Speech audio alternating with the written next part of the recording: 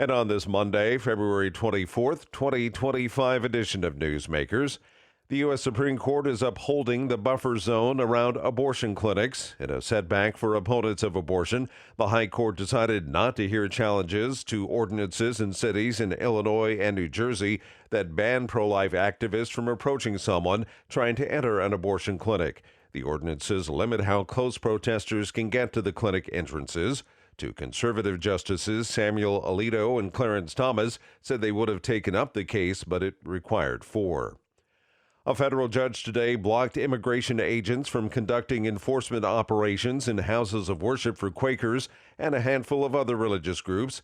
U.S. District Judge Theodore Chang found that the Trump administration policy could violate their religious freedom and should be blocked while a lawsuit challenging it plays out.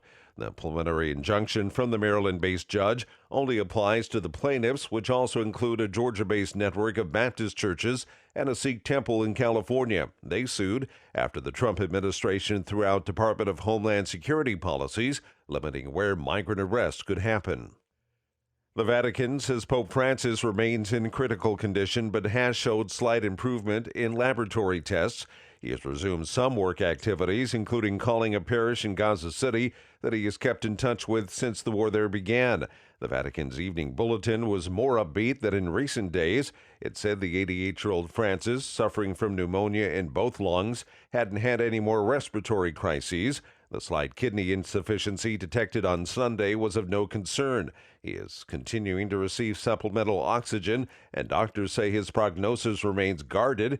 He received the Eucharist in the morning and resumed working in the afternoon.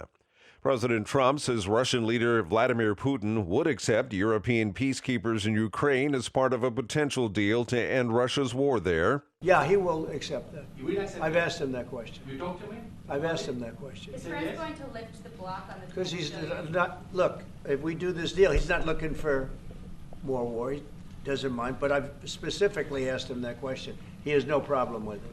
Trump made the comments to reporters at the start of a meeting at the White House today with French President Emmanuel Macron on the third anniversary of Russia's invasion of Ukraine. At the same meeting, Trump sent his best wishes to a hospitalized Pope Francis.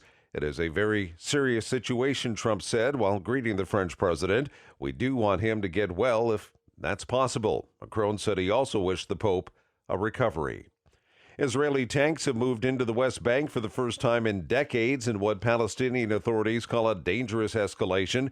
The tanks rolled in Sunday shortly after the defense minister said troops will remain for a year in parts of the territory and that tens of thousands of Palestinians who fled cannot return. Israel launched the offensive in the West Bank 2 days after the current ceasefire in Gaza took hold. It has said it is determined to stamp out militancy. And that's Newsmakers for this Monday, February 24th, 2025 edition.